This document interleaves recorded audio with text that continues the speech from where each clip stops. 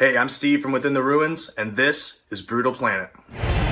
Hello, this is Ron Bumblefoot Thal of Sons of Apollo, and welcome to Brutal Planet Magazine. This is Mike Howe from Metal Church, and welcome to Brutal Planet. This is Livia Graham from Livesyn, and welcome to Brutal Planet Magazine. This is Hulk Hoffman of Video. Welcome to Brutal Planet Magazine. And this is JD from Syra, and welcome to Brutal Planet Magazine. Hey, this is Nick Reese from Joyous Wolf, and this is Brutal Planet Magazine. We are Thunder Mother, and welcome to Brutal Planet Magazine. Tool Banglund here. Just want to welcome you guys to Brutal Planet Magazine. Kevin from the Heavy Metal Shop. Welcome to Brutal Planet. Hello, Metalheads. I'm Nils Patrick Johansson, known from Lions Air and Outdoors. Welcome to Brutal Planet Magazine.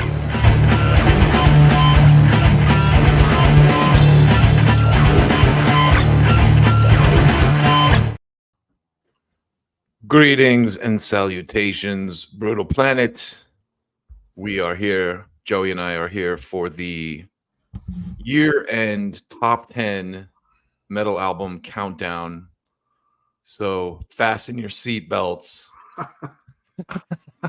It's about to get wild. Oh, man. Two guys in their 40s. Yeah, it's going to get wild. Two guys in their 40s with 40s. Yes. No, I wish. I literally just rolled out of bed probably like 20, 30 minutes ago. And yeah, it's a little earlier for you. Yeah. Got some coffee in my mindless self-indulgence coffee cup, which I'm going to spill all over my computer if I'm not careful. Oh, yeah. Do you drink a lot of coffee? I do. I used to drink a lot of coffee with sugar or honey in it. And then I kept going to the doctor, and they're like, yo, your blood pressure is like really high. And so I started using, so I used to use like almond milk and oat milk. And then I started reading how those like processed, like those processed milks have a ton of seed oils in them.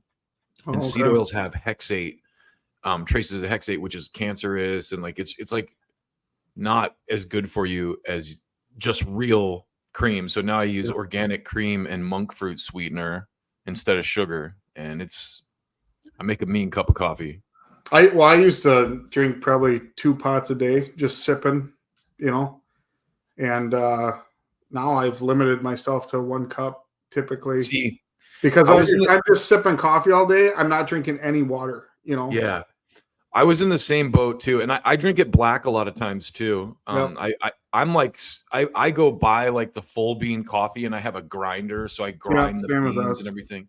We got a Breville machine, so we make like Americanos and stuff. Oh, hell yeah. Yeah. Oh, you're legit. Yeah, I just found like it wasn't so much like, oh my gosh, the caffeine's killing me, but it was more like I'm just not drinking enough water, and I need to be drinking water, And honestly, it's good. Coffee's good for you in moderation, but when you go extreme with it, it's like bad for your gallbladder. It's bad for your insides. It's bad for all kinds of stuff, especially when you add cream and sugar and additives. So now I got my little electrolyte powder. I got to make sure I don't drink too much of that either, because too much of a good thing can be a bad thing. But it helps me drink a lot more water, and I try to drink about 1 gallon a day. Yeah, that's the way to be.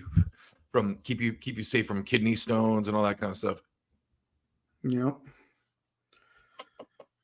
I started doing this. Lit my little incense thing here too, and my wife's probably going to smell it in 15 minutes and yell at me. But she's gonna have to deal with it.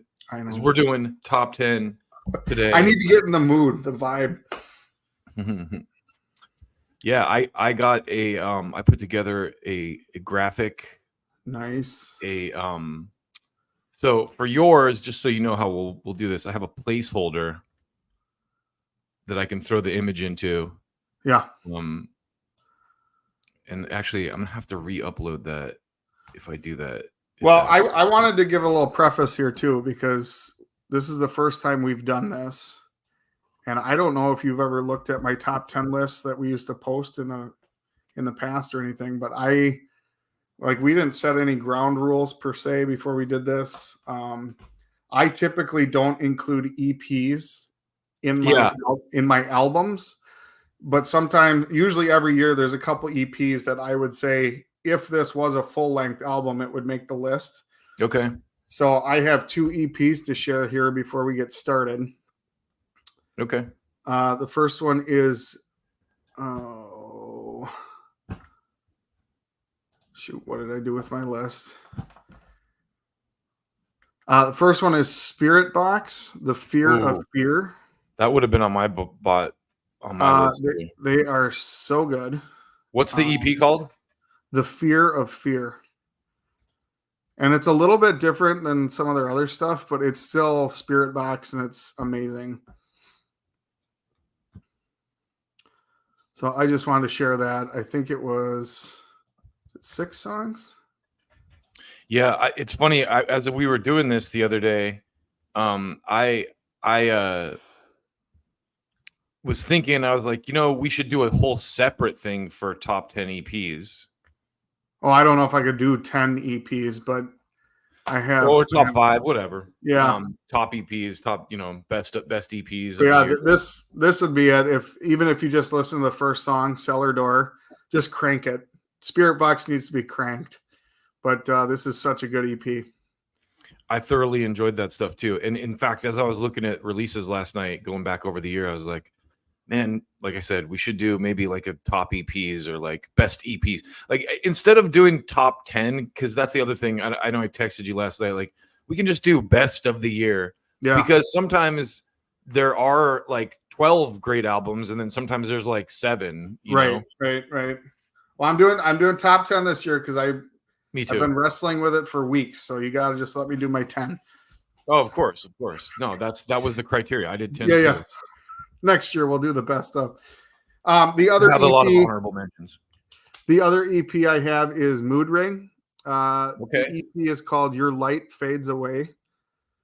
Okay. Let me Mood Ring. I think it was last year, maybe it was the year before. Made my top 10 list. They're like. And I'm sure they're so sick of this comparison, but they sound like Deftones. Okay. Super good band. I saw them play here once. But yeah, this EP, it's only 3 songs, but it's super, super good. All right, let me get the picture up.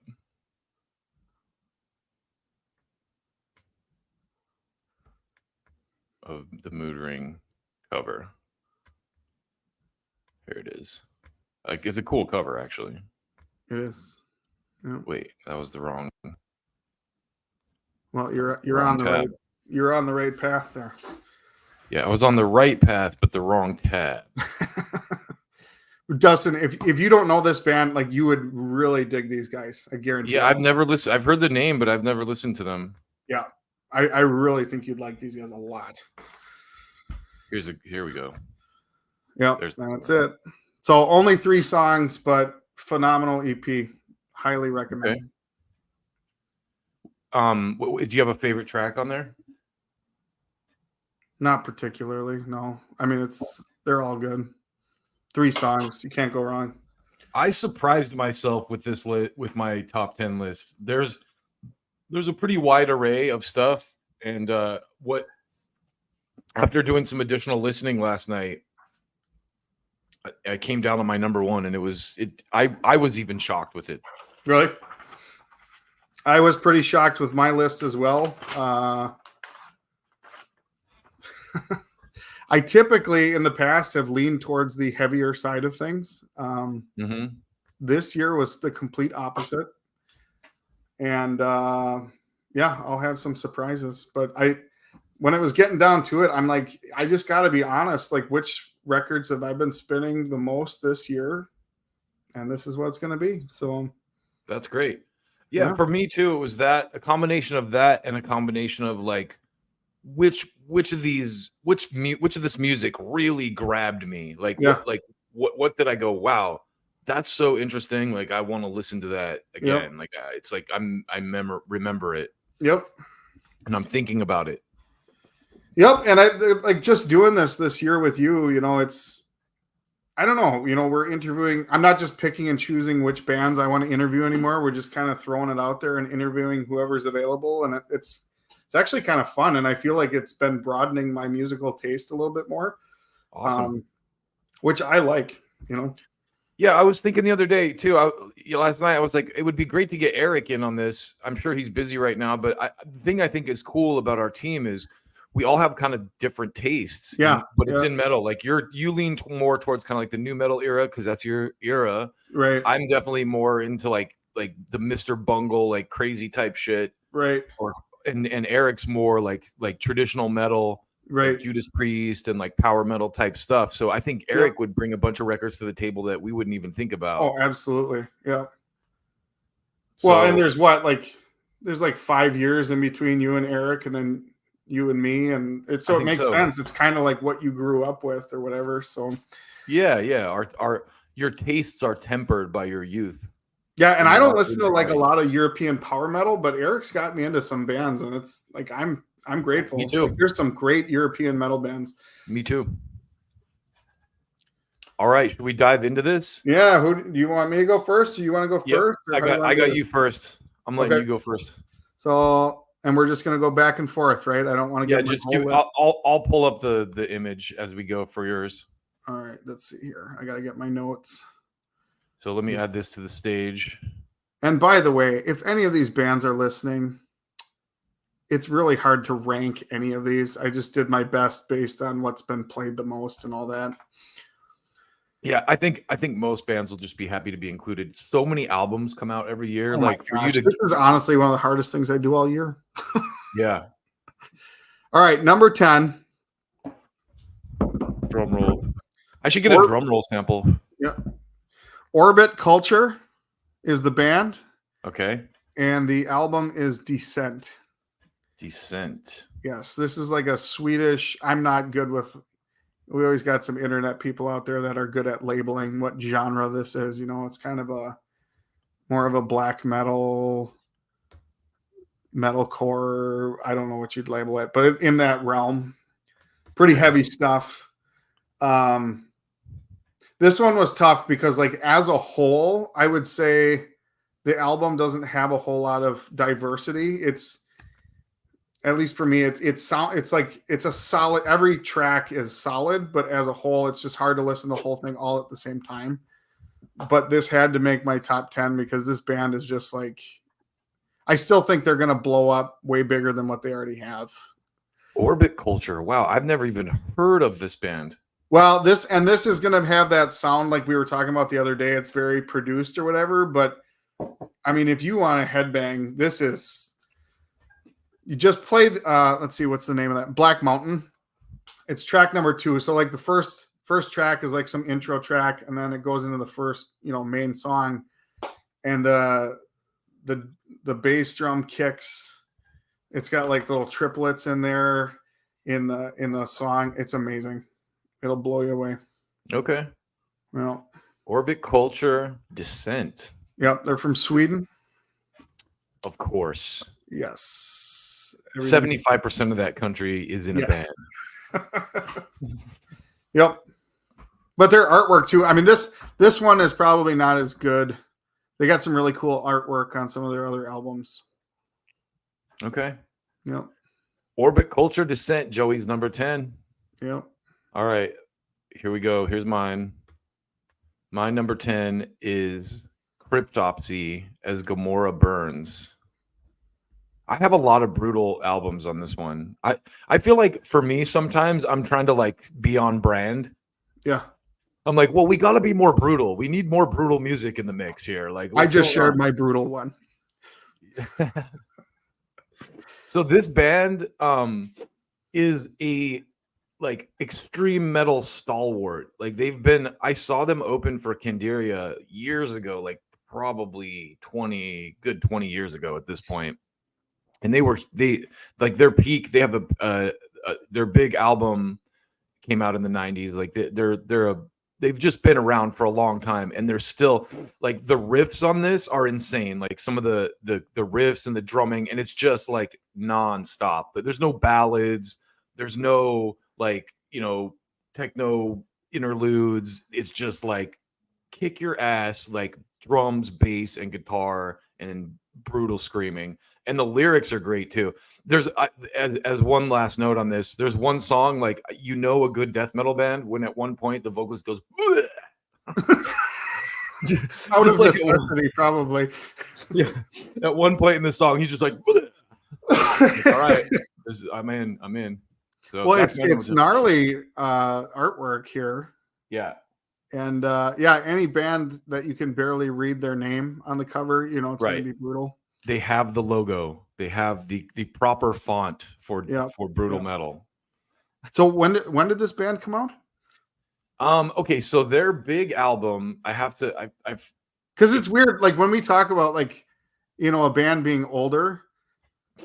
There's bands that came out when I was in high school that are now 20 years old. So it's like, is this old or is this old? None So Vile was their big album. I couldn't remember the name of it, but that was like their breakthrough album. But they started as a Canadian thrash band called Necrosis in 1988. Oh, wow. And Cryptopsy came about in 93. Okay. So definitely 30 years. 30 strong. plus. Yeah. Wow. Yeah. Huh. So there you have it. That's my number 10. Cryptopsy as Gamora Burns. Awesome. If you like the brutal shit, get on it. All right, Joey. I'm taking notes so I can be checking out all these albums. All right. My number 9 is Saul. This Is It, The End of Everything. Okay. And we interviewed Blake. I don't know, what was that, 4 or 5 months ago, probably. Yeah. Very cool. He was a great guy. I just loved everything about that album. Very catchy. My kids love it. We went and saw the show here a month or so ago, and it was just a blast. And I really, this was a band, prior to this summer I had never heard of, and I became a fan, and this album's great. Not a weak song on it. They're one of those bands that, in the same vein as like a Shinedown, or like I would even go so far as like Godsmack, like that kind of like it's radio kind of driven friendly rock, but it's not. That doesn't take anything away from it. Like the song structures are not super complex. It's groove oriented, but it's great music. And I find, honestly, like, I think the older I get, the more my kids get into music, this is what I gravitate towards. Because there's going to be several more like this. But I just think it's kind of cool because my kids aren't really into the screaming stuff, which I totally get.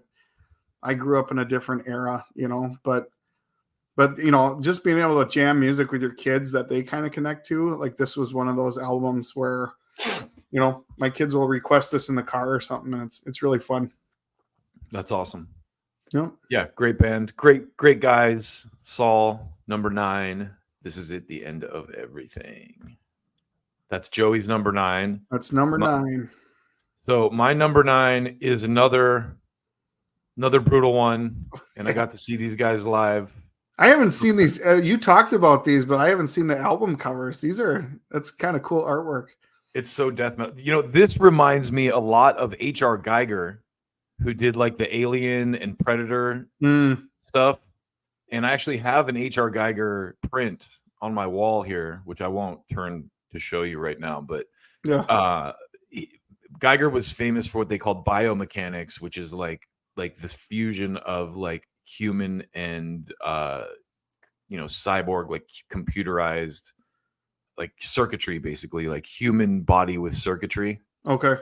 And so a lot of his stuff like kind of melds bones and like futuristic circuitry together. And I was gonna say this album cover reminds me of like a roller coaster in Mordor. Yeah, I like it. It's very Dungeons and Dragons-y.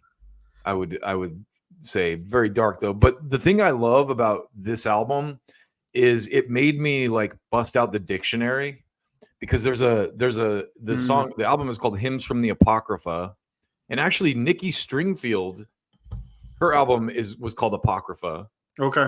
This year, so that word apocrypha kept popping up this year, and so I looked it up, and it's basically, we probably talked about this before, but it's basically like the texts of the Bible that were rejected by the political class. So like the Roman leadership, basically they created what they called the canon with the Bible, which are like the acceptable texts of the Bible, and everything else was deemed heresy by these political leaders. So that's what the Apocrypha is. It's like basically the heretical texts of the Bible. And great album. Again, these albums, the tough thing about these albums is they're just like once you're done with it, and I listen to a bunch of death metal, it's like it gets grating after a while. You're like, okay, they're doing the same type of like blast beats and like screaming and stuff, which is what I signed up for. Right. I love that. After a while, you're like, okay, I need something a little more dynamic. Yeah. That's my only beef with these records is Same. That's why I put Orbit Culture at number 10, because it's like, it's such a great album, but like when you get done, you're like, you're like, wow, I need a break. I need a break. Punched in the ears. When I saw Suffocation and Incantation a couple weeks ago, same thing. It's like I watched their whole set, and I was like, okay, I need to like get outside and like decompress a little bit, get some fresh air. Go look at some flowers, pet a puppy, dude. Hug a teddy bear. So this is another band, late 80s, right? 1988. Yeah, like another same era as Cryptopsy, really, like another OG. And again, props to these bands for like keeping it going this long and just like grinding out incredible music year after year after year. Yeah. The lineups change sometimes, but Oh yeah, this would be a band we could talk about sometime if we dive into the bands that change vocalists. Yep. Yeah. Not the original singer. No. Death metal is one of those genres, though, too, where you can get away with it a little bit more because it's not as the vocals aren't as important as they are in other genres. For sure. All right, let's do your number 8. All right, number 8 is Aaron Jones, and the album is Chronicles of the Kid. Okay. I'm guessing you haven't heard about this guy before. Another interesting one. Let's see if I can find the cover. Holy shit. I don't even know. You haven't heard of this guy, have you? No, and I can't find the cover. Is it Jones? Oh, here we go. Ayron. Oh yeah, Ayron. There we go. It was giving me, when I searched Aaron Jones Chronicles of the Kids, it was giving me a football player from the Packers named Aaron Jones. Not that guy, different one. I figured. But yeah, this guy is from Seattle, so he's got that whole grunge upbringing kind of thing. He's an excellent guitarist. I first heard of him, I think it was 2021, right after COVID, when venues started opening up and stuff, and he opened up for Shinedown, and I was blown away. Like, he was really good. And so I was looking forward when his second album dropped here this year. It's really good. And just hearing the lyrics from a black man's perspective, is much different than me being a white guy from a small town, and so lyrically this album as well, just thought provoking. He's got one called Blood in the Water, a song, and a line in there. It says, I couldn't pray on the day he died for a man I never knew. Just talking about his dad, and then he's got another song called My America. And just, it says, 'cause we hate and we lie and I cry for my America. We kill and we fight, but I'd die for my America. The dream that I believe is buried down 6 deep in my America. He's just got very thought-provoking. I like that. I'm a big lyrics person too. Yeah. I love a song can be a fantastic song, and if the lyrics are stupid, I'm like, yep, I'm out. Yep. But yeah, you might if you're ever in the mood for like really good guitar playing and thought-provoking lyrics, this is great. I like the cover too because it looks like one of those old school notebooks, like each wrote his songs down in. Yep. But yeah, if you ever get a chance to see him live or something too, it was a very good show. Dope. I like that. Something unexpected. Yeah. Well, my number 8 is very expected. And it kind of continues with the theme of these first 3. It's Unearth. Oh, okay. and the record is called "The Wretched, the Ruinous." Wow, And another somewhat biblical cover. yeah. Because there's The Wretched, the Ruinous. I mean, listen, these first 3 albums all have biblical themes when you think about it. My number 10 was Cryptopsy, as Gomorrah burns, a biblical reference. Yep. Number 9 was Suffocation, which is Apocrypha. Yep. Biblical. And this, The Wretched, the Ruinous. I mean, Bible talks a lot about the wretched and but even the 4 animals, the wolf wouldn't be one, but the other 3 show up in the Bible in different spots where there's like 4 creatures. Okay. So yeah, you got the eagle, the ox, and the lion. I noticed it right away. So this album snuck onto my list a little bit later. And this record, so Unearth is kind of like a hardcore version to me of Dragon Force in some ways. Like they do a lot of that really like technical, like almost video game sounding guitar work that's just like whoa, what did I just get hit with that flurry of random notes, you know? Yep. But then it's heavy all the way through. Like some of these metalcore bands, they like try too hard to put like melodic hooks in, and it sounds forced a lot of times. Sure. Yep. These guys didn't do that. Like it's pretty much like heavy vocals through the whole thing, and just great guitar work, great instrumentation, front to back. Just a great album. Awesome. You know what's funny? I was trying to think if I had to pick any of yours, and nothing like came to me right away. There's one I think we might have the same. There's one album I think we might double. Both have. Yeah, but I was thinking like our lists are probably not going to double much. No, we never do, man. That's what I was saying. I think what's cool about our takes here is that we kind of run the gamut. Like I kind of lean more towards the hardcore and extreme stuff. Yep. You're kind of more in the like post 2000 new metal genre. You kind of lean into that, or metalcore or whatever. Yeah. Yep. Yeah, and Eric's definitely more traditional metal, 80s metal. Like of course the garbage truck is here now. I don't know if you can hear that, but no. Okay, good. The mic doesn't pick it up. I swear, every time I get on a live stream, like there's a guy waiting outside. There's like a truck full of guys with leaf blowers, and like as soon as like I go on stream, they're like, "All right, he's on, jump out." They all jump out like weed whackers and leaf blowers, or the garbage truck pulls up, whatever. Do you live right in the city? No. I live in a kind of a suburb. It's like a condo community. It's totally suburb. Oh. But the way that our garbage system works is we have dumpsters in the back parking lots. So there's a little truck with a forklift on it that comes and like pulls the dumpster out of the parking lot. And then a big truck comes and empties it. And then the little truck will come back through and put it back, because those big dump trucks or garbage trucks can't fit in the parking lot. So it's interesting process. But anyway, now you know how my garbage is fetched. Yeah, thank you. I'm wondering about that. Who hasn't? All right. My number 7.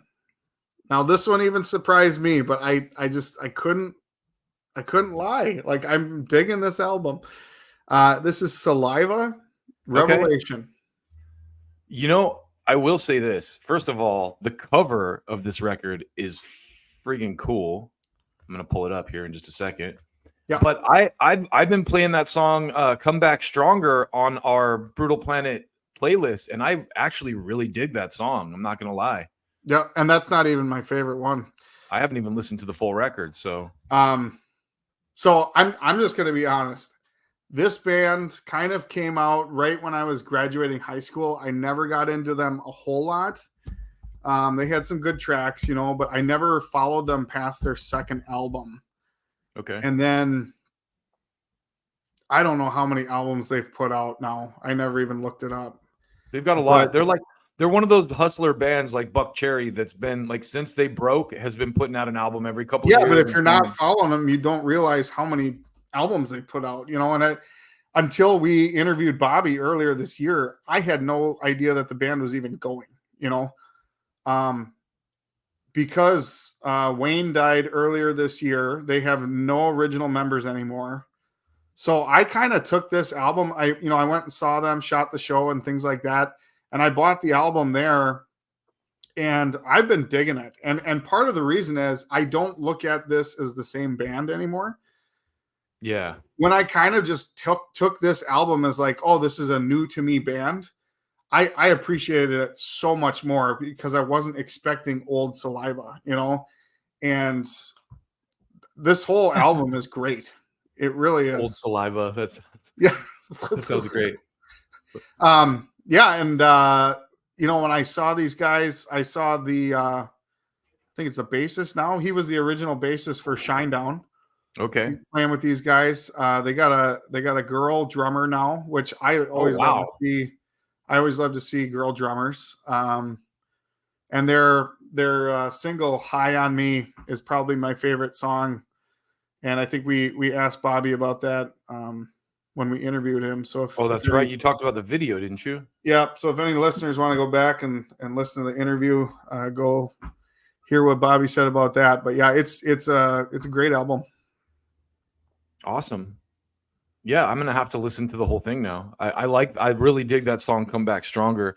I feel like I didn't like them when they first came out because they kind of fit into that like Limp Bizkit Kid Rock type, like post 2000 Linkin Park, like all that kind of stuff. So they'll still play like Click Click Boom at like sporting events and all that. That's their big hit. They hit it huge with that.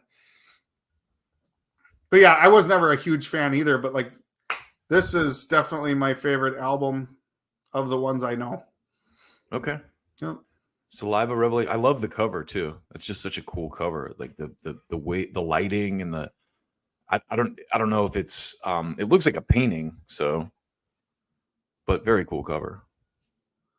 All right, here's where my selections take a turn. Okay. And this is the one that you might have the same as me. We'll see. But for number 7, I went with Metallica 72 Seasons. I'm surprised this made your list. Honestly, it was tough. Like, it didn't at first, and then I did some re-listening last night, and I gotta say, Metallica are the kings for a reason. This record, this is one of the things I noticed about it, and I don't know if you've listened to it much, but the riffs on this remind me a lot of Kill 'Em All.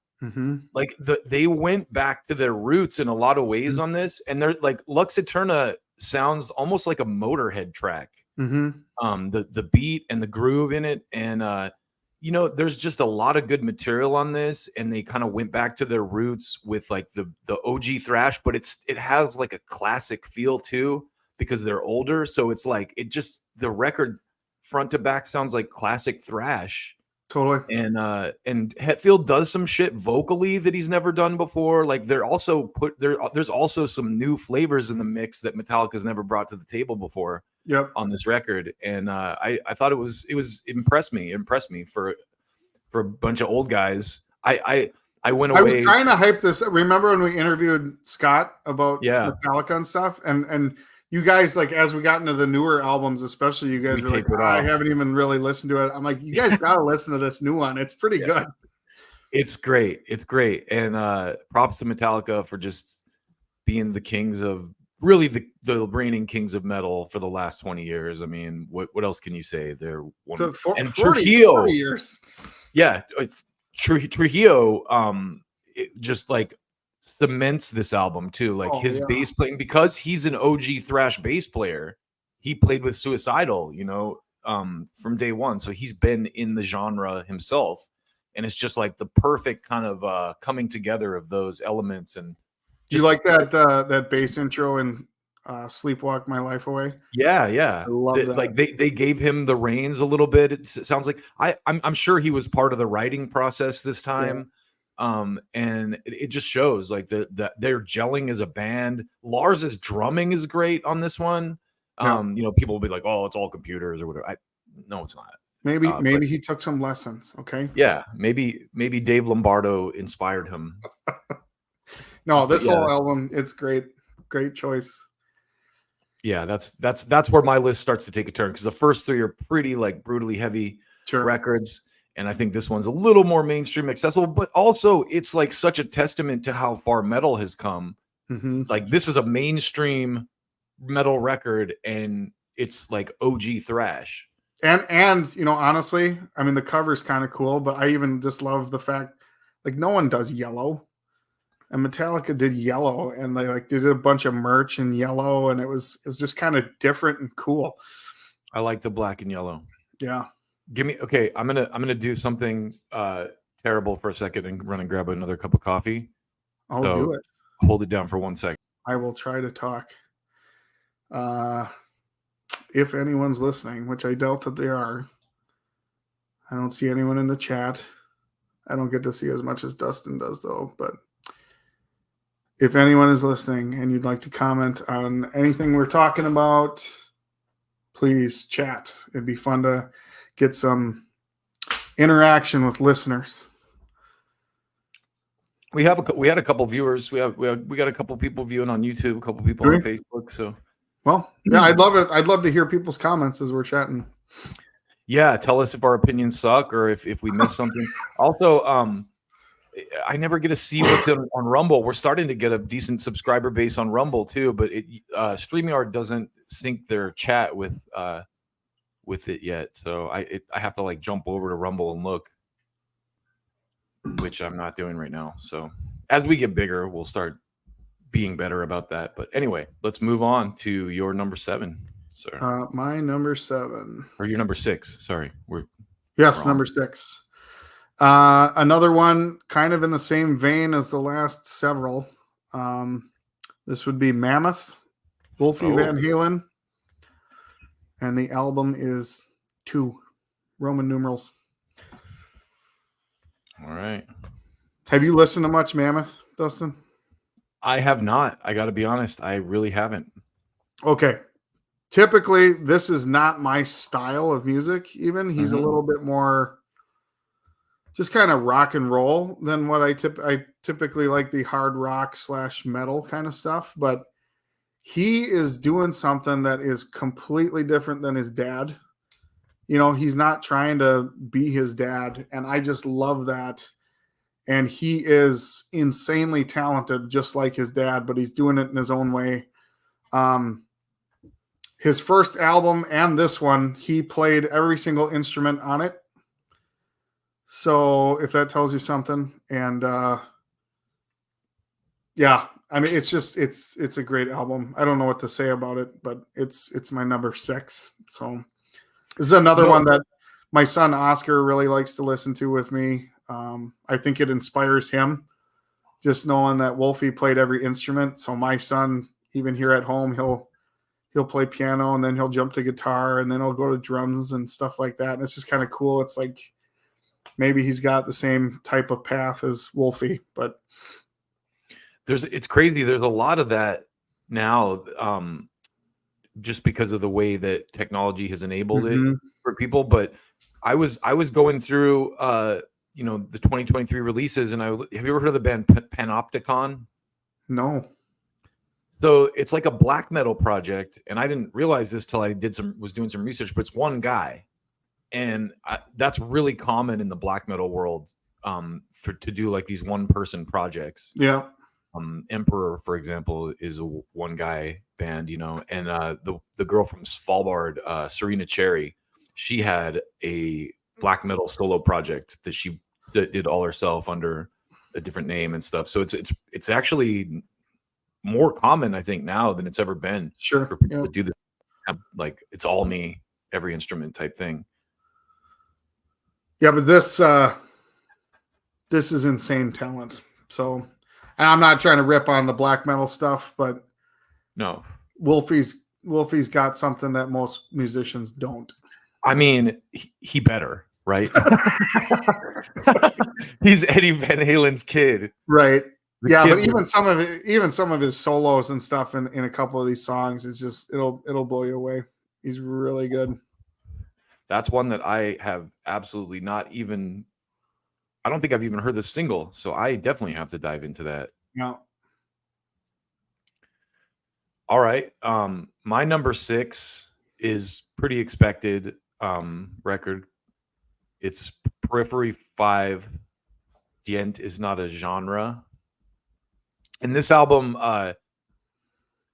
the song Wildfire, the single off it, the first single was insanely popular in the metal world. And they're kind of doing on that song, they're kind of veering into the world of a band like maybe Dillinger Escape Plan a little bit, or Kinderia. Like it's like a brutally heavy song with, it's progressive. It's got some, maybe even some Dream Theater type stuff going on.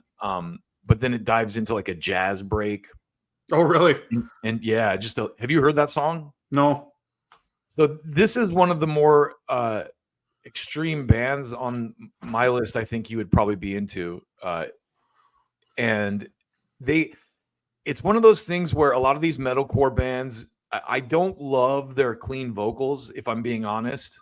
Like Periphery's singer is awesome, but I think that they do it tastefully enough. I think some of these bands, if you tease it just for a little bit and you don't like do like a 4-minute chorus with melodic vocals, it works better because it kind of helps make the heavier parts heavier and give the songs more dynamics. But anyway, Periphery is very good at that. They're very good at like genre bending and like doing some just insanely technical heavy guitar stuff, and then going to like a beautiful melodic hook that sticks in your head, and this album is just full of that. There's only there's a song that's kind of like a synth song in the middle that I don't love. Yeah. And other than that, the rest of it's pretty much bangers. So I'm a very visual person, so I always am drawn to artwork and stuff like that. I like the artwork here too. It's simple, but yet there's like a mystery about it. I'm big on that too. My number one has like, I think some of the best cover art I've seen in a while. So yeah, Periphery though is a band I've never really given a chance to. I've never listened to them. So, but the way you were describing the little bit of cleans mixed in with like brutal music, you're kind of describing that Orbit Culture album. So I'm thinking I might like this. Yeah, my number one is somewhat similar to this in a lot of ways, to this record. There's a lot of this going on, this kind of genre bending and like trying to like, I love it though, because it, like, as much as I love Suffocation and Cryptopsy and stuff like that, they're not really breaking any new ground. Well, it's hard to do in that subgenre, right? Like it is what it is. It is. It is hard to do. So I love bands that are kind of like throwing something in the mix or doing something that's elevating the game, like pushing the boundaries, pushing boundaries, right? Like that's what's exciting. I think that's what a band, like all the best bands, when you think about it, in any genre really, but this one especially, are doing something to that effect. Like Slipknot, when they came out, they were basically Korn on speed. It was like they took like that like deep down tuned heavy kind of hip hop song sound and sped it up and added like much more abrasive vocals. And they're just gonna grab a bunch of like metal scrap and bang on it with drumsticks and yeah. It's very like raw and tribal. Yeah. Anyway, but they push the boundaries with that, and that's why it's so good. So I think Periphery is one of those bands that's doing that. They're kind of like, they're definitely like pushing the envelope a lot. So yeah. All right, man. We're halfway through. Well, number 5. This one probably won't surprise you too much. Of Virtue. Oh, okay. The Omen album. Heard about these guys a couple years ago, and I just really fell in love with them. Getting to interview them a couple times here now just builds my love for the band. And this album, it has a handful of songs from their EP. I think they came out last year. So I was kind of debating, like, do I give this a full credit on 2023? But there's still like a dozen songs or something. So like most of the songs are new to this year. And if you're looking for just straight up good metalcore, it's a great album. These guys are, they're also doing that clean. Like they have a lot of R&B kind of modern R&B infusion in their stuff. Yep. And they do it tastefully. Yep. And the way they do it is typically not. I wouldn't have been big on that style, several years ago or whatever. But I think they do it tastefully, and it's just a really good album if you're, out bike riding or lifting weights or whatever. It's easy to get into. I'm with it. Very cool guys too. Yep. Damon, and what was the other guy's name? Tyler, yeah. And I remember them saying like they're really big in Germany because that's where their record label is and stuff like that. So I saw that they had another tour in Germany coming up. Hey, love it. Respect to them, bringing the European vibes. All right, my number 5 is continuing on the off path with Avenged Sevenfold. This is one I would have guessed was on your list. Yeah, Life is But a Dream. This is a band that I was not really into. I got to be honest. Like, I didn't like them. And I think it was because of their vocalist. Like, at the time that they blew up, I almost felt like they were making fun of metal.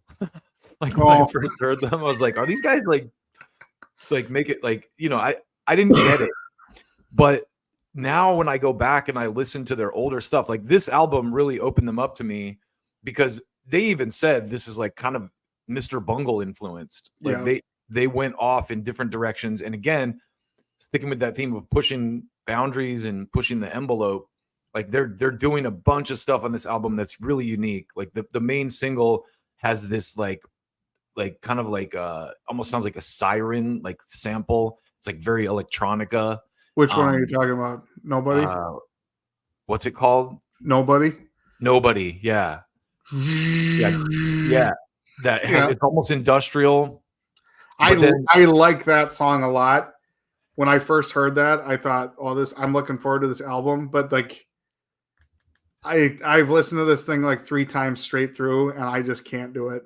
You don't like it? No, and I've listened to a podcast with him talking about it and stuff. So I really tried to give it a go, but I just can't. Something about it has not grabbed me yet. So, okay. But I mean that one song is awesome. But I can see where you really like this because you kind of like that different kind of stuff. Yeah, I like some of those songs, and there's a couple songs that aren't perfect. I think there's one that kind of sounds like a copy of a Daft Punk song. Okay. It's like a funk song, and I didn't think that one was great, but I love how it ends. Like Life is But a Dream is just like a piano piece. Yeah, that one's cool. And yeah, and I respect the fuck out of them for taking a chance, really. Like at this stage, they're a huge band, and their fans are going to expect a certain thing, and they took a left turn, and I hope they stick with it. I hope they like go further down some of these roads. Yeah. But I was really impressed with this album, and it's my number 5. So well, and hearing M Shadows kind of talk about it too, it was almost like the industry was making them pump out certain stuff, and they needed to just do an album for them. Yeah. And I'm not comparing this to Saint Anger at all, but if this is like their Saint Anger where they just like had to get it out so that they can branch off into more creativity and things like that, I think it's great. Even like Load, I think, or the Black Album was like that for Metallica, where it was like they were known for a certain thing for a long time, and then they kind of just like did something different and elevated the game, and it enabled them to go off in different directions. Yeah, Avenged Sevenfold's always been a band I've never really got into huge like as a band, but I could pull a handful of their songs that I absolutely love. Yeah, and I didn't realize how incredible their guitarist is. Oh yeah. I mean, he is a force of nature. Yeah. Like some of their older stuff, now I go back and listen to it, I'm like, how did I miss this? This is incredible. Well, and they'll like the 2 guitarists will like harmonize solos and stuff like that. It's quite impressive. Yeah. And again, album artwork, I love the yucky simplicity of this. Yeah. Yeah. It's like the bottom half, some kid just painted it with their fingers, but then there's like something coming out of it. It's almost like they drew something there and then just scribbled over it because they didn't want you to see we don't it. want to do that, but we only got one sheet of paper. But the Grim Reaper looks cool, so leave him there. Yeah. Yeah. No, I like it. It's cool. Yeah, so that's my number 5, Avenged Sevenfold. People know, people have heard of the record. When it came out, I think I did a piece on it when it came out too, saying how impressed I was with it. So awesome. All right, sir. Moving along to the bottom half of the list. We can go through this one pretty quick because we already talked about it. Number 4 for me is Metallica, 72 Seasons. Okay. I have jammed this one a lot this year. I'm just agree with everything you said.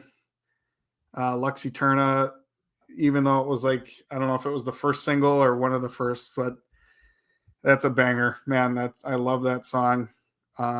If Darkness Had a Sun, that intro there with the drums and stuff is super cool. And then actually Chasing Light is one of my favorite songs on the album as well. I like that one a lot. Yeah.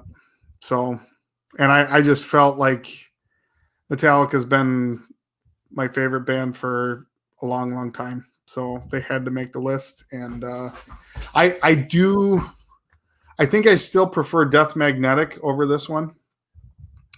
But this one was better than, what was the one right before it? God, I don't even remember. I like it, but it's just, to me, it wasn't as good. Can't believe I don't remember the name of that record. Hardwired. Yeah, it was on the tip of my tongue. But yeah, I mean, I'd say in the last 20, 25 years, this is one of the better albums that they've put out for sure. So yeah, I really dig, like I said, listening to it again the other night, the riffs are very Kill 'Em All. It's like it's like they kind of were like trying to go back to their roots, but also like do something a little different spin on it. And I love that. But the production's better than Kill 'Em All. Of course. And the bass playing, I wouldn't say the bass playing is better than Cliff Burton, but it's like, I feel like it's the first album that Trujillo wrote with them, because I know he came in. Did he played on Hardwired, didn't he? Oh, he played on Death Magnetic as well, yeah. I just feel like a lot of those songs were already kind of maybe written, or the riffs were already kind of written. He wasn't like a full member yet, because it feels like they've just gelled so much more on this new one. Yeah, I don't think Trujillo had anything on Saint Anger, but he came on during that time. So that was like what, 2000, 2001 or something. He's been with them for like 20 years now. Over 20 years, yeah. It's wild. Their longest bass player. That's wild. I mean, so all right. My number 4, to get back at it, is going back to the brutal theme, Dying Fetus, Make Them Beg for Death. This is a band, another one of those bands like Suffocation and Cryptopsy that's been around for a long time. Maybe not as long, but this album is just, it has an energy to it that is just so heavy. And it's only 3 guys.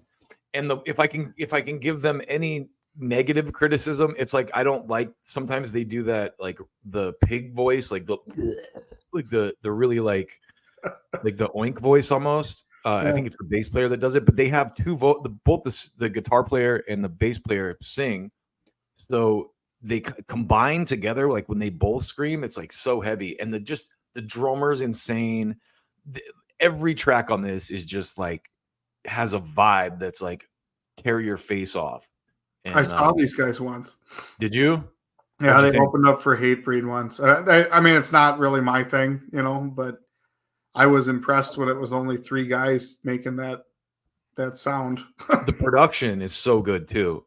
Just the mixing, like the sound of the guitars and the drums and everything. This album, I mean, it ranks high on my list for that reason. It's one that I keep going back. There's like the song titles too are so great. Like there's a song called the main song. I got to remember the name so I don't fuck it up. But the song titles are like on their own brutal. Just and the vibe that they have. So wait, where's the? Oh, it doesn't have the track list. I gotta remember the track titles. They don't have it in Wikipedia. I got it. Which one? What I got number? it. So Compulsion for Cruelty is like the best song on here. Okay. But then like titles like Unbridled Fury. Like that's just such a great song title. Enlightened Through Agony.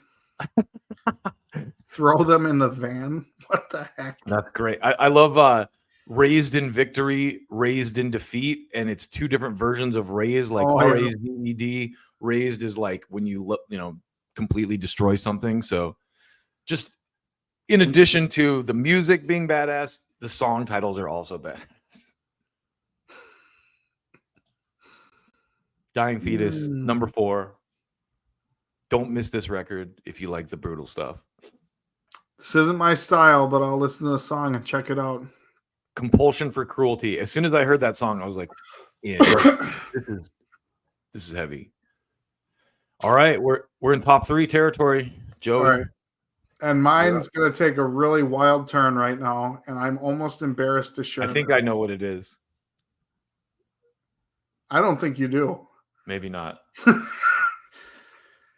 I can't believe I'm going to say this on air. Hardy, The Mockingbird and the Crow. Say the name. Hardy.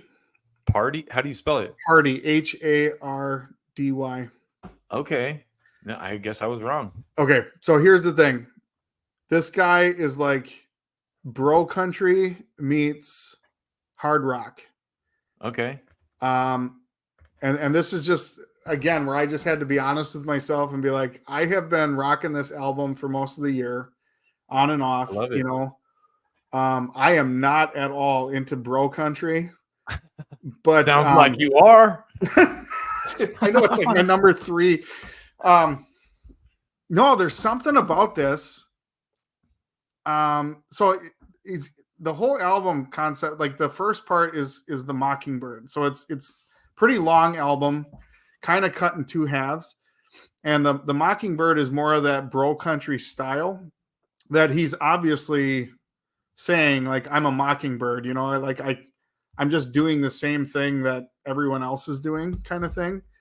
And then it transitioned into the Crow, and that gets like more hard rock influenced, which isn't like hard rock like what we would say is hard rock, but for a country album, it's pretty heavy. But that first half, he's got some songs that are just really thought-provoking lyric-wise. He's got one called Screen, and he's basically ripping on like our phone culture.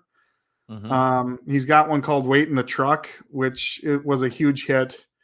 And it's kind of that storytelling like of a woman being abused, and then he goes and gets revenge and things like that.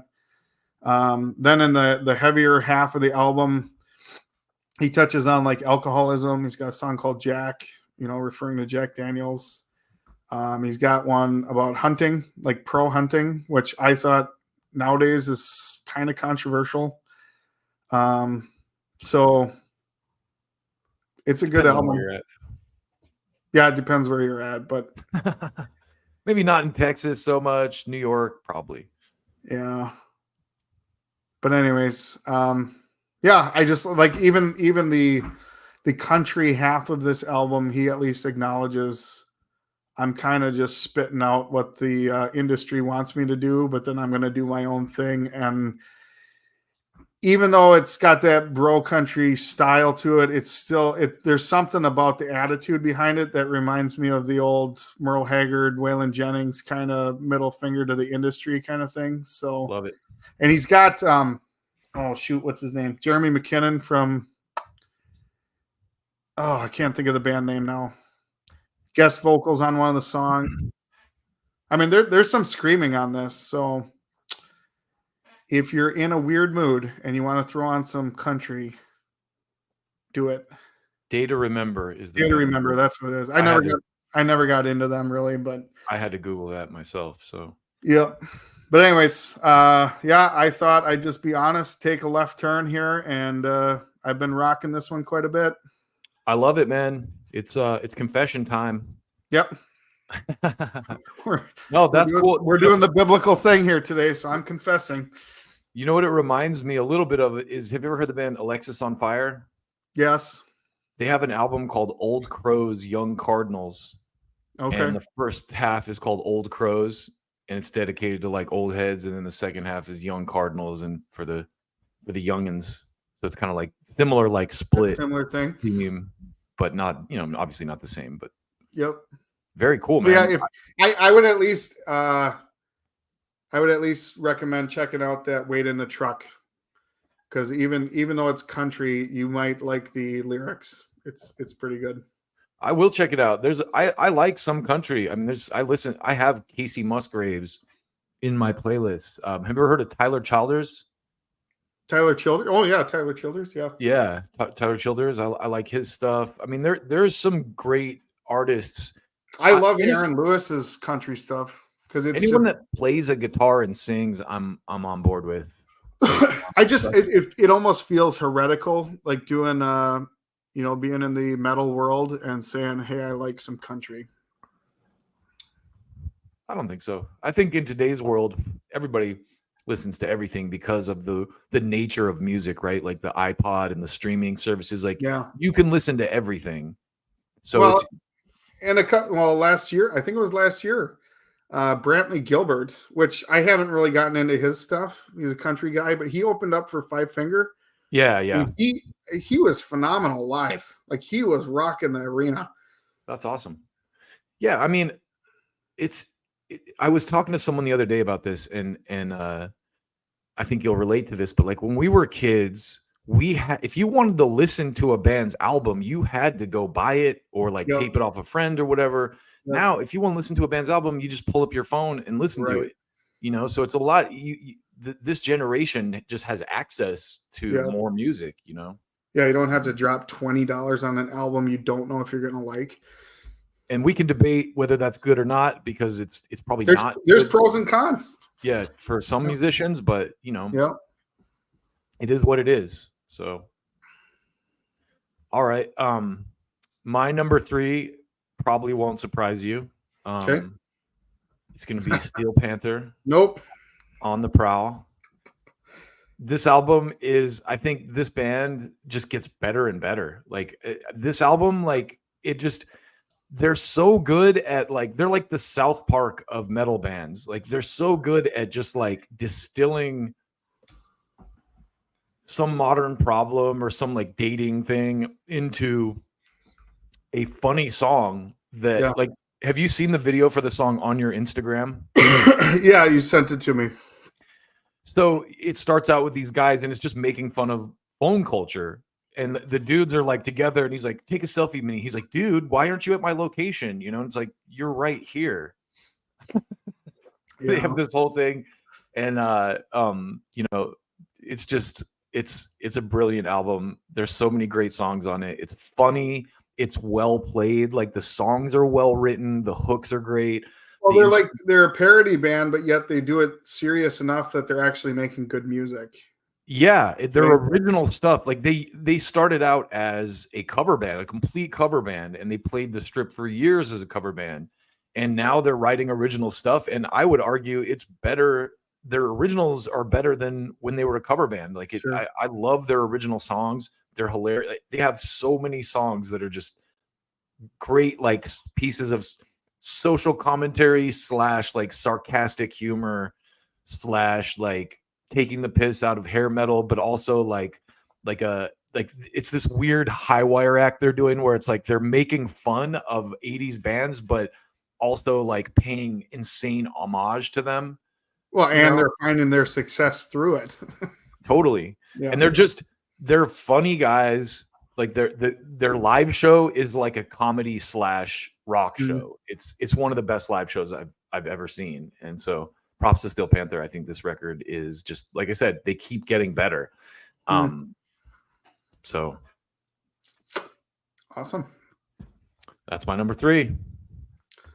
Number 2, Stained, Confessions of the Fallen. Okay. years ago, I wasn't a huge Stained fan. I mean, I liked a handful of their stuff, but I've come to appreciate them more and more as a band the older I get, I think. And this latest album is amazing. Let me get the cover up for it. Their big hit from this album, "Lowest in Me."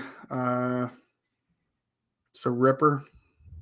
They got a ballad on there, "Better Days," kind of a ballad. But this is their first album in 12 years, so I was looking forward to it. Do you know the story about how they got signed? Have you read that whole thing with Fred Durst? Well, I saw them earlier this fall, and he shared some of that again with the crowd. But amazing show. Fred Durst. For those who don't know, they played some festival with Limp Bizkit. They were a local band in Maryland, I think Maryland, right? Well, they're from Massachusetts area. Okay, the show might have been in Maryland, but it was on the East Coast. I could be wrong with the details. Whatever the case, they had this like weird like baby doll, like butchered baby dolls or something, and Fred Durst thought they were satanic, and he was like he like didn't want them to play or something.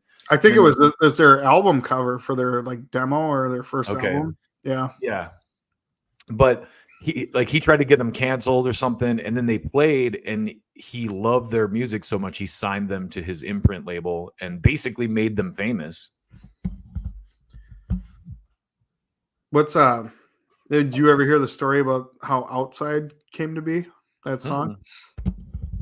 It was on the Family Values tour, and Aaron Lewis had like some of the riffs, like he was kind of working on it a little bit, but Fred Durst called him out to do this song or whatever, so they did it together, and he wrote it as they were playing it and recording it live. Oh wow. Yeah, and then it became one of their biggest hits. It's crazy. Aaron Lewis is an excellent songwriter. He's got a great voice. I don't always agree with him. I don't always like his attitude, but at the same time, I respect his attitude because he just does not care about the industry or what people think. That first Stain record, the very first one that came out with like the clown face on it and the dark background. There's a couple. What's that? Dysfunction, I think it was. Yeah. There's a couple songs on that. Mud Shovel was one that I remember liking a lot, and Crawl. There's one called Crawl. Raw. Just that was a great album. And then they had Been a While. It's Been a While was like a big hit they had after that. And I never really followed them much after that first album, if I'm being honest. Yeah. But I've always liked their stuff. I've always thought Aaron Lewis was a great singer. And I only knew their radio hits and stuff like that. But now, like, because they haven't been touring, they haven't really been doing anything for over a decade. I kind of went back the last few years in their discography and like listening to some non-single songs. I'm like, this is a really good band. Yeah. So I really come to appreciate them. They're awesome. And that's one I'm going to have to listen to. I haven't listened to really anything off this record. I don't even think I've heard the single. Yeah, try Lowest in Me first, and if you like that, you'll like the rest, I think. All right. Stained Confessions of the Fallen is Joey's number 2. Yep. All right, my number 2.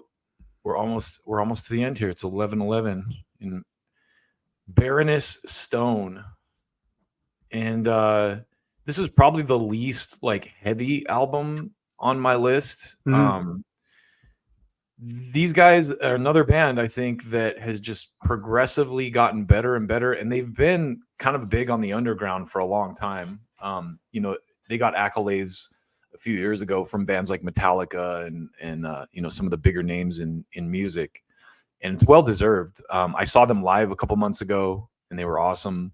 I actually got in the pit at that show too. I remember you telling me about that show. Yeah, and just they're more like stoner rock and stuff, right? If I remember, kind of, yeah. But the song "Last Word," the first single off this, if you haven't heard it, it's such a great song. I think what they do, that like back to that whole theme of pushing the envelope. They have a female singer guitar player, and they do these really cool 2-part harmonies. And it's not like Alice in Chains, but it's a similar vibe, and it just gives the music so much more depth.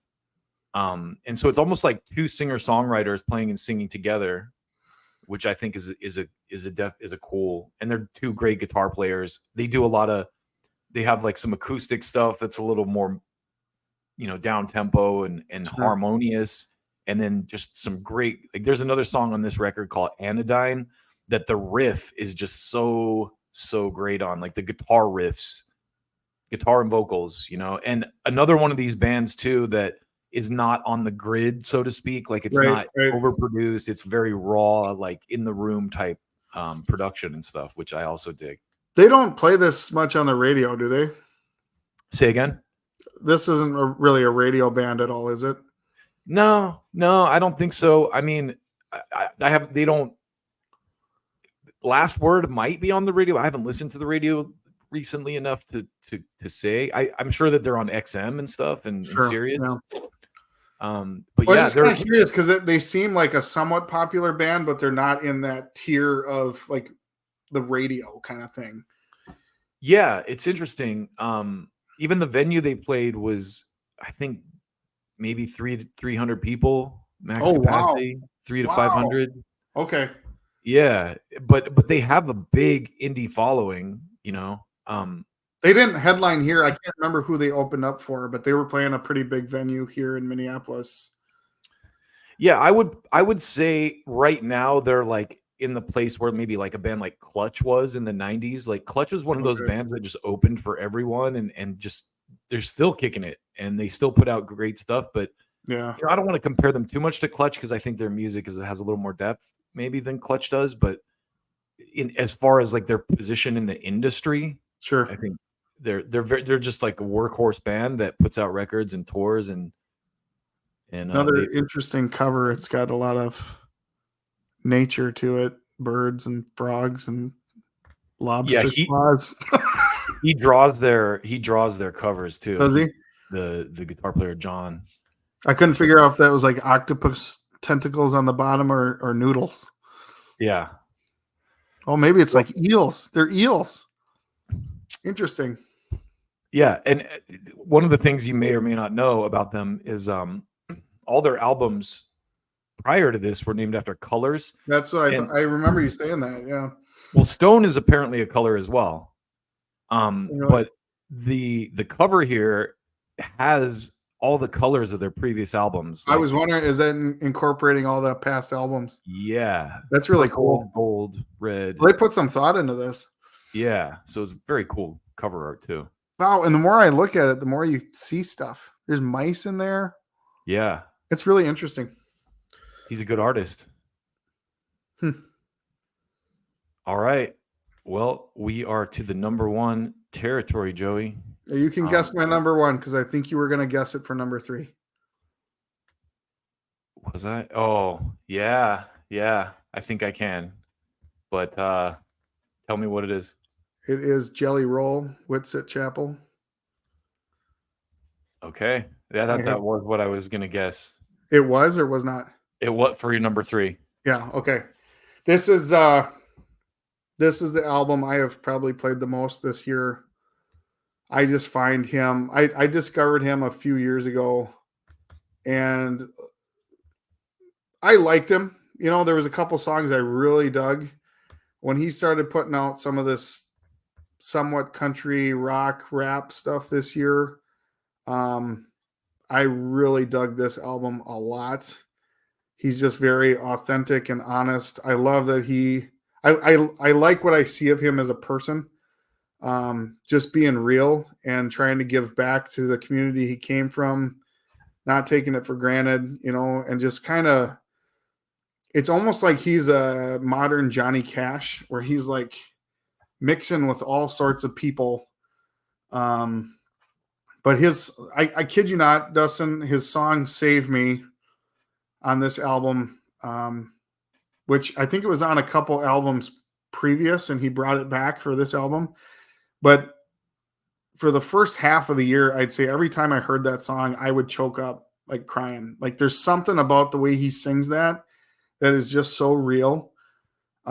Need a Favor is probably one. I don't know if you heard much country or heard any Jelly Roll, but that was a big hit. record.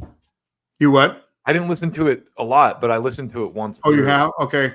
Yeah. But Need a Favor, I mean, to me, just even coming from a Christian standpoint, it's just a very honest place. Like, how many people only pray when they need a favor? And then he's got this song called She, and it's about addiction again. And the music video, if you haven't seen it, it's really good. It plays it backwards, and you can see how it just what the song is about, addiction and things like that. This album meant a lot to me this year, so highly recommend it. That's cool, man. I love the dynamics of this, and like I was saying at the beginning, it's like we all have different tastes, and it's like I think like this is a record I probably wouldn't have ever thought to listen to, but I'm gonna have to revisit it again if you like it that much, and just give it another go. Yeah, and it's not something that you're going to want to play if you're, cruising in your car or working out. But if you're just chilling, I mean, this is just honest and real. I like too. I think like we were talking about, like giving back to the community and stuff. Jelly Roll has a lot of hip hop influence, and that's a very like rap thing. Like rappers come out of the ghetto and go back to their hood and like build a housing project or do something to help their community, or it's a very common thing in that world. Start going all the way back to like Jay-Z and Tupac and stuff. So it's cool that he's kind of carrying that flag. Yeah, I got a few of his like hip hop albums, which I don't dig as much as this at all, but there's still like he's just a really good songwriter. And then he'd put out a few albums with Struggle Jennings, Waylon Jennings' grandson, and it's just different stuff too. You might dig some of that, but those Jennings kids, I think it was Shooter Jennings did one of Marilyn Manson's albums. Did he like produced it or what? Yeah. Wow. Yeah. I don't. Well, Shooter, I think, is his son, isn't he? I think so. So Struggle Shooter's kid or one of the other. Yeah, I think so. That's cool. Yeah, I will definitely have to revisit this one. I like music can be heavy in different ways, and I like emotionally heavy stuff. That's where I would put this one. I mean, I'm not gonna lie, I have choked up listening to a couple of these songs. So that's awesome, man. Yep. All right. My number one it shocked me actually, because I went back last night and revisited a bunch of different records. And this is one of those albums. It's Veil of Maya, Mother. And this is a band that, like we were talking about with the melodic vocals, I feel like they're doing these cool, like the guitar work on this record is insane. Like some of the most like cutting edge stuff I've heard on any metal record album this year. The cover is insane. And when I first listened to it, I was kind of turned off by a lot of the melodic breaks, because some of the vocal parts, I'm like, oh, this is annoying. And then I listened to it again, and they do that very sparingly. And then also, what they're doing with this record is it's kind of a combination of like death metal and 80s synthwave. So, I mean, you can see it from the cover. It's got that like neon aesthetic, like it's got an 80s vibe to it. Exactly. There's a song, the title track actually, it's called Mother Part 4. Okay. And it's like, it's the word I would use to describe it is dizzying, because they start with this like really, and like right out of the gate, I'm like, oh, here we go with the cheesy, like layered vocals. And it's like almost starts as like a R&B type thing, like really mellow. And then it just takes off into this synth. Like the best way to describe it is dizzying. It's like a synth pattern that spins, and then it kicks into like full metal with the guitars following it and the drums and bass. And it's just like, and this particular song too, there's so much dynamic to it. Like they go super heavy and then they drop off for a second, and then they go back to the heavy and then they drop off, and then they just like right when you think it's over, they come back and hit you again like one last time with some brutal shit.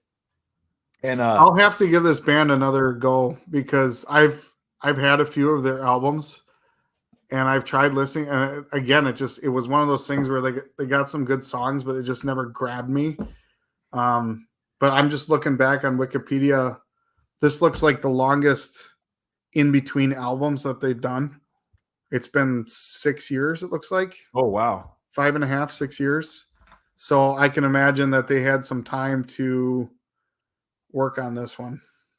Yeah, it's like one of those things where I feel like they've been kind of toying with this style for a long time, and they're kind of peaking with it here. Sure. Like they really, like, every element of this record seems very like thought through, and the arrangements, and it's just like the word I would use is ambitious.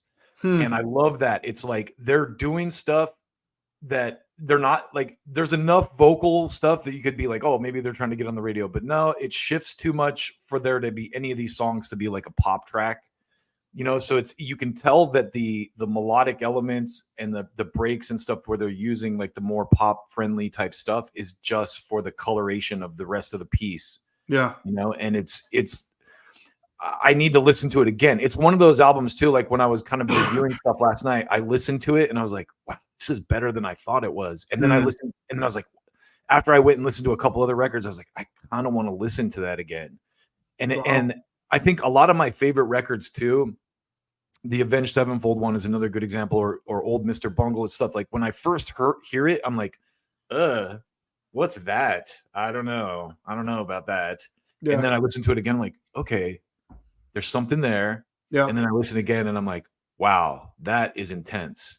And this record did that to me. It was kind of like one of those things that it dragged me back. Like I was like, I want to hear that again. And what, like, that's how I felt about that Hardy album, because it was just like, I do not typically like that style of country, but there was something about it. I'm like, man, I want to hear that again. I love it. Yeah. Yeah. That's really cool. I'm going to have to check out this band again, Veil of Maya. Yeah, and they have a couple of songs that I had on a random playlist here and there that I really dug. But this one, and then the other thing that's great about this is towards the end of the record, and there were a couple records like this that I listened to that actually got better during the second half. Like the last couple tracks on this, there's no clean vocals. It's like all brutal. Death Runner. Yeah, like the last couple songs, Death Runner and the one before it. The opening track, Tokyo Chainsaw. Yeah, and even that is such a apt description because it's like a video game blended with like death metal, you know? So, and I love, let me put it back up one more time. I love the cover art. Like, I think that's the colors, the you know, the beautiful woman, her eyes lit up, the backdrop, and like the reflections underneath, and it's just like, it's so cool. So Veil of Maya won my first prize simply for writing great like detailed stuff, but also just for being ambitious and like that pushing the envelope thing where it's like there's stuff in this record, like some of the guitar work is like glitch guitar work, the way that they're taking that Meshuggah element and blending it with like Korn and Deftones and like taking it up a notch, you know, and I think that's super cool. I did not realize this band has been around that long either. Yeah, they started in 2004, so they're coming up only 20 years. Their earlier stuff didn't have clean vocals at all either. Like their earlier stuff, they only did the scream vocals. So it was only like a couple of years ago they started kind of going a little more metalcore and adding that melodic side. Yeah, I think I first heard of them the Eclipse album. Their fourth album.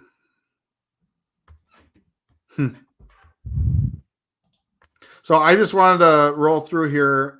These are like unofficial honorable mentions. Yeah, let's do that. I was going to say, let's move on to honorable mentions because there's a lot of good stuff that came out this year. And I have a couple. August Burns Red, Death Below.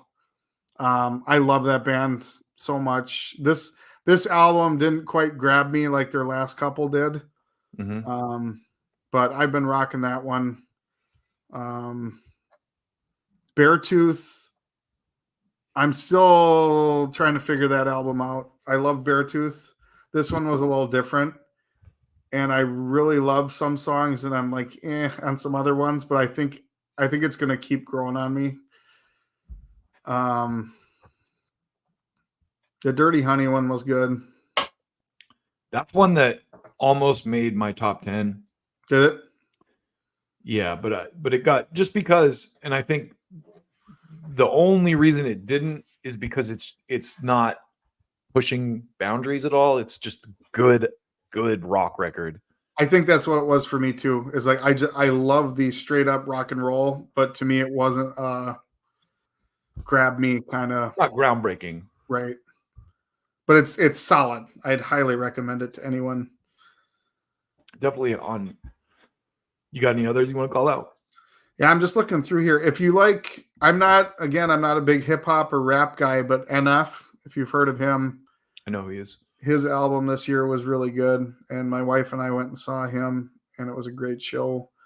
Pop Evil Skeletons was another one of those like hard rock albums in that same grouping as a lot of mine, that it was just hard to, I don't know what to put on my top 10. Lilac was touring with them. What's that? Lilac was touring with them. I know. Oh, right. They were talking about how they were doing a bunch of dates with Pop Evil. But I maybe should have put this one on my top 10 because they got a song on here with guest vocals from the guy from Fit for a King. So like there's some screaming and stuff. Like they did a little bit different stuff. Yeah, that's pretty much what I have for honorable. I actually, one I thought you would have had on your list was Sleep Token. You know, I like Sleep Token's last album a lot better than their new one. And it's almost like, okay, they're doing the same, like Veil of Maya is doing the same type of stuff that Sleep Token is, but just to a more extreme degree, I think. Like the new Sleep Token is a lot more R&B, like mellow stuff than heavy. Okay. Yeah, I still haven't checked out that. What did you say it was, Atlantis? Atlantic. Or Atlantic? That's a great song. Like that song though is like a Coldplay song that ends with like a heavy part, basically. You know, that's the best way I could describe it because it has this really beautiful piano intro. And you know, I think Sleep Token's great. Don't get me wrong. But they, as far as like what I'm looking for in a metal band, they're not high on my list. Yeah, I thought that was going to be one, but for honorable mentions, I have several. It's so hard to choose, isn't it? Yeah, but I'm gonna call out 4 because they're from bands we interviewed this year. So the first one was Svalbard, Way to the Mask. And they are obviously very black metal influence. We talked to Serena Cherry a couple months ago, and that record is another, like, I don't feel like I got enough time to listen to it as much as I want to, but there's a lot in it. And on a similar note, Dying Wish, Symptoms of Survival. That was a good album. Yeah, I would put up there. And then this band Gush, it's G.U.S.H, but they put out, it's basically a grunge record. And I interviewed him a while ago, and that thing has been creeping on me. It's the thing about it is the song, it's a lot more like self-loathing type stuff. So you have to be in a certain mood. It's like the song, like the title track's like I Hate Myself. And it's very emotional, raw guitar rock. Yeah. And do you remember that song? There's a band called The Flies in the early 2000s, and they had this song. It's like, got you where I want you. Did you ever hear that song? I don't think so. Anyway, this guy, this music, this Gush band, it reminded me of like post grunge pop stuff that I forgot about. And I was like, but it doesn't sound exactly like he's copying their songs, but the vibe is very similar. So it reminds me of like Bush and like The Flies and a lot of those bands that kind of like broke post grunge. Okay. Stone Temple Pilots to some degree. So that, and then Carnifex, Necromantium, another like super brutal band. You saw them not too long ago too, didn't you? I just interviewed Fred, and me and Fred were both wearing Modern Life is War t-shirts. Oh, really? Which is one of my favorite hardcore bands. Yeah. So they get props. But that record is it's in the same vein as the Cryptopsy and Suffocation records, but they have like they do some shit with keyboards and like synth layering that gives it a dimension that's different than those bands. And I think and that's another one that I didn't dive into it as much. And then the last two I want to call out this Cannibal Corpse, Chaos Horrific. Okay. I mean, you've heard one Cannibal Corpse record. You've heard most of them. Let's be honest. That's a band I've never gotten into. I love Cannibal Corpse. I mean, but you have to be in a mood for Cannibal Corpse. And their new record is, they do a couple of kind of like interesting different things, but it's typical Cannibal Corpse. If you love Cannibal Corpse, you'll love it. And and then Suicide Silence, like they put out a record called Remember You Must Die, and it's good. And it's one of those records too that the second half I think is better than the first half, but it's just not quite as good as their last record, Become the Hunter, which I loved. Yeah, I didn't like the Suicide Silence one this year. It's not as good. I don't know if like if they just kind of like threw something together, like no disrespect, because there's a couple moments on it where I was like, fuck yeah, there's some well, I mean, for me that's a little extreme to my normal liking, but overall a solid record. Just like it didn't grab me like the last one. Become the Hunter was good, and I think the one before that was pretty good too, if I remember right. But fun fact, a band I used to play and open for them a while back. Did you? Yeah, in Corona. Are they from your area, or? Yeah, they're from the IE, I believe. Okay. The Inland Empire. One last one here too. I forgot. Wolves at the Gate. It's a cover album, so it's kind of hard to give them the top 10 slot or anything like that. But it's a pretty good cover album if you like the melodic metalcore kind of stuff. I will say with that one, I like their cover of Breaking the Habit by Linkin Park better than the Linkin Park song. I just, the energy that he adds to it, the like, it's like a heavy, they made it into like a heavy, like frantic song. And the hook is great, but they just made that song way more intense. And I'll listen to their version over the Linkin Park one. If I'm being honest. And he's such a cool dude too. Yeah. Very good guy. Yeah. When I interviewed him, I loved the band even more because he's just a down to earth guy.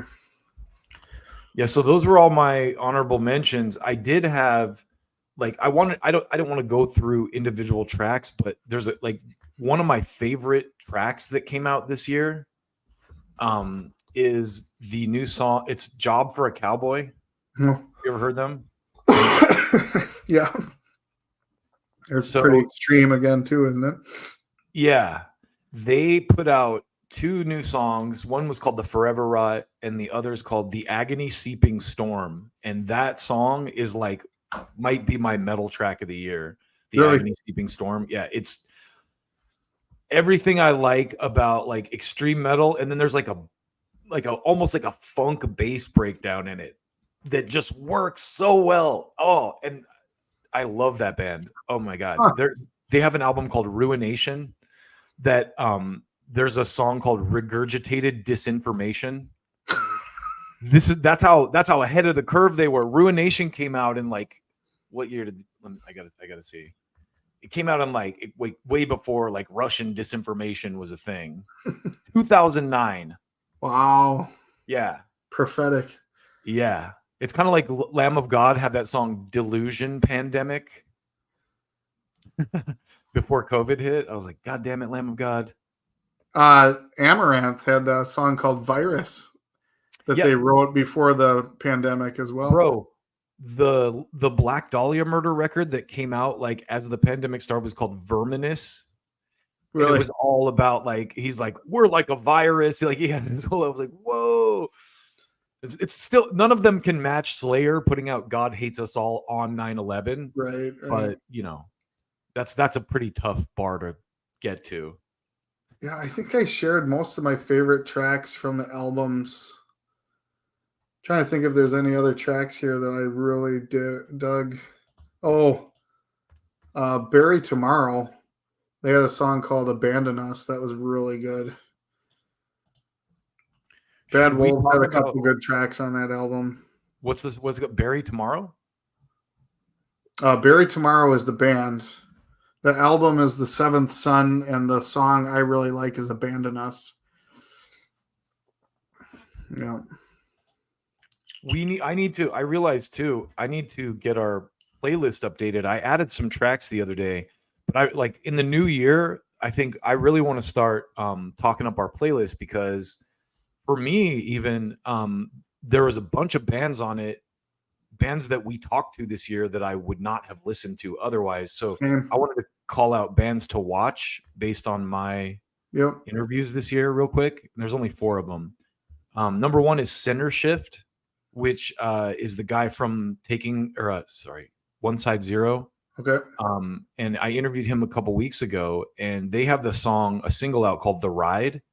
And you would dig this song, Joey. You should check it out. It's very Deftones, Incubus-y. What's the band name? They're called Center Shift. Center Shift. And that song, The Ride, it's stuck in my head. Like I know when I wake up in the morning and I'm singing a song in my head, it's like I woke up because the lyric goes, "Wake up, let's go for a ride." So I woke up in the morning like, "Wake up." It's really good. You woke up and you did your ride share for the day? I woke up and went for a ride, yeah. I went for a ride to the grocery store to get some cream for my coffee. I only do ride share at night. There's if there isn't the risk of someone vomiting in my car, it's just not worth it for me. Yeah.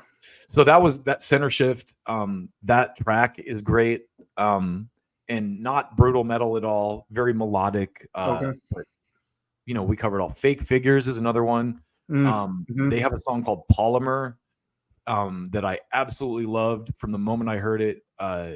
And again, I even the guitar player from Atreyu, it's his band. It's his like side project.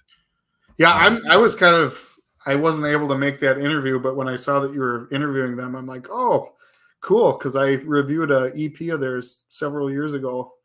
Fake Figures or Atreyu? Fake Figures, and they were really good. Yeah, yep. Yeah, awesome. Yep. Yeah, I think it was one of my first reviews for Brutal Planet. Oh, great. Yeah, that's a band that and the thing about Travis Miguel, the guitar player from Atreyu, like I was trying to get him to tell me the story about how the band formed. It's just a side project, but for a side project, man, they got some great stuff. Really, really great melodic guitar driven rock, like heavy on the heavier side, but like melodic vocals. Sure. Another band I want to call out, band to watch, Makes My Blood Dance. Those guys are doing something really unique. It's almost like Panic at the Disco meets like Fear Factory. Really? Like they got, it's like this theatrical, Evo, the singer, is like a really charismatic dude, very cool guy. I get like some David Bowie, Queen vibes, but then they have like their guitar player like plays like really heavy metal guitar. Yeah. So it's kind of like this, it's like a party rock vibe with a heavy metal rhythm, And they have a couple songs that I can't remember. The song I put on the playlist was my favorite one. I don't remember the title offhand, forgive me.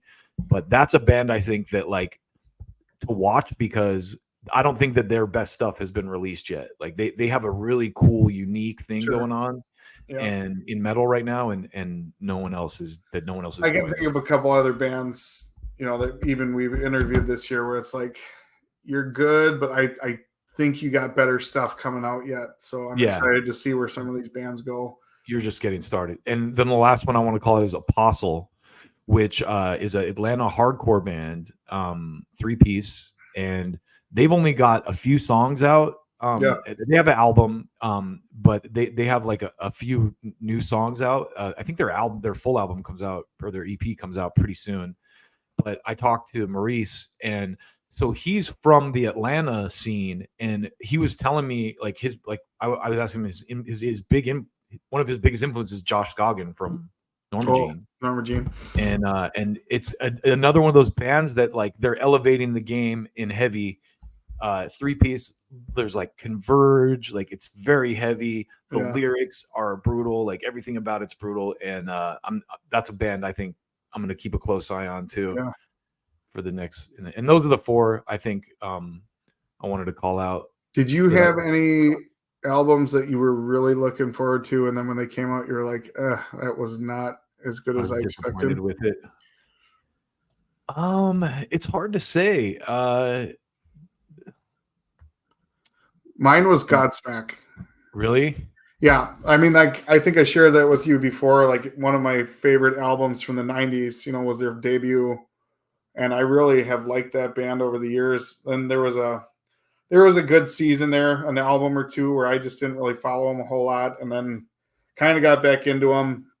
And then they said that this year, like they're gonna still play shows and stuff, kind of like greatest hits shows, but they're done writing albums after this one, and they were like really hyping this one up. So I was like, all right, we're gonna get back to Godsmack roots or something, like. And it came out, and I'm like, this is, and maybe it's got to grow on me or something, but like to me, it just felt quite generic. Yeah, but maybe you've grown a little. Maybe your tastes have evolved. Maybe, and maybe it was just the hype, where it was just like I expected more. But yeah, I mean, even just individual songs, nothing really grabbed me at all. Now that you got me thinking about it, if I was going to call out an album that I was kind of disappointed with this year, I think it would be that Slipknot record. Okay, I didn't listen to any of that. I think that came out this year. I'm pretty sure it did. Yeah, I think they just had one out not too long ago, 4 or 5 months ago. Yeah. Here, let me make sure I'm not tripping. Yeah. Wait. Was it Adderall was the EP? So maybe that came out last year. Maybe I'm thinking of the EP. I thought I saw something, but yeah, they've been going through changes too, right? They just got rid of 2 members, and yeah. Who else did they get rid of? The drummer, and I thought one of the guitarists or something, didn't they? Oh, really? I thought so. I did see. I don't really sign up for Slipknot news, but I thought right. So the other day I was scrolling through TikTok, I think, or Instagram or something, and there was a video of Corey Taylor talking about his solo project, and all the comments were like, "Oh, what's the new single called? Who am I going to fire this week?" Like all the comments were like, "Oh, how about we call this one You're Fired?" Put Trump's face for stuff like that. All these smart ass dudes like, "Oh, this one's called You're Fired." Like everybody's upset about. It's got to be hard, as a fan. You hate to see people gone or whatever, but then you think of these bands as a business, and they got to do what they got to do, and you don't know the reasons, and you don't need to. But well, with the Jay Weinberg thing too, I don't follow metal gossip, but it comes up in my feed. So if I see something, it'll recommend it to me. And there was an article. I think it's Emily Jane Grace or whatever this there's a band called Against Me, and the singer transitioned.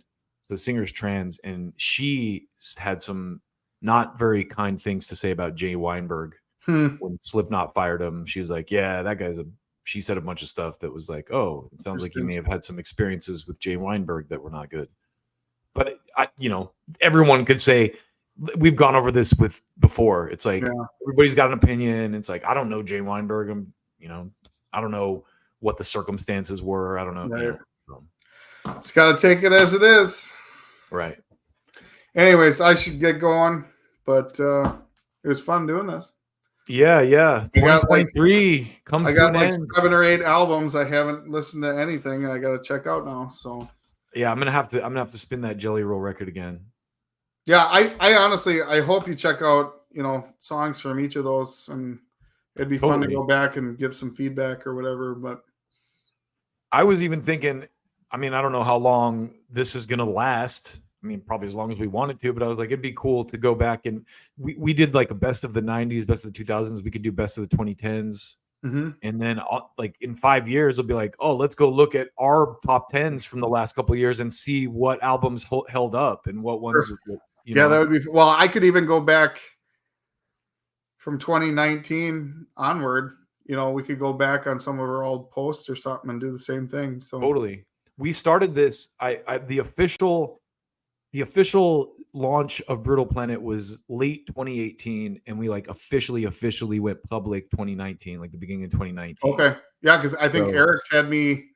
I did my first show review in like August of 2019. This is our 5-year anniversary. Basically, we built the website in December of 2018. Okay, so I guess I've been on closer to the beginning than I realized. I thought he was doing a little bit before that, but yeah, and we're up to like 960 something subscribers. I think 963. So if you're out there watching this and you haven't liked or subscribed, we don't like do that a lot, like and subscribe, but you know, every bit helps. And once we hit that 1,000 mark, it's all downhill from there, you know. So we should we're send very close. the 1,000th person a t-shirt. Yeah, we'll do something. Eric's still got that box of Brutal Planet t-shirts somewhere. I still have a few of them. Oh, my son and his friends are all wearing them now. So that's cool. Yeah. Anyway, thank you y'all for tuning in. Hopefully you can glean some good recommendations out of our top 10 list. If you haven't listened to some of these records, go check them out. My number one was Mother by Veil of Maya, just for pushing the envelope. And Joey's number one was Jelly Roll Whitset Chapel. Yeah, you can always come to Brutal Planet if you want to hear the latest bro country. Next week, we're going to be covering the new Luke Bryant record. No, I'm just kidding. Oh my gosh. All right, man. It's Take been care. fun. We got love for y'all. And actually, tomorrow we got Kirk Weinstein. This is the third time. So I'm a third time's a charm. He's going to show up this time. That's a guy I wanted to talk to for a long time. And you know, stuff happens. Stuff comes up, misscheduling, whatever. And then Thursday we have it's next week. Next week Thursday. That's actually my birthday, by the way. Is it? December 21st, yeah. Mira. 45. Wowzers. Plucky young 45. Yeah, I'm looking forward to that. Mirath is a band Eric kind of got me into a few years ago. And by the way, our boys sent us screener copies of their new album and the new Darkest Hour for me. Yeah, I'm ready for that. Awesome. All right, thanks everybody. Some cool content here yet this winter, and hopefully we'll start getting some new albums out in January again. Yeah, jump in the comments and tell us if we're right or if we're totally off base with our opinions here. We'd love to hear it. You know, roast me. No holds barred. We can take it. We're big boys. Yep. Give us your worst. We love it. Yep. All right. Thanks everybody. We'll see you soon.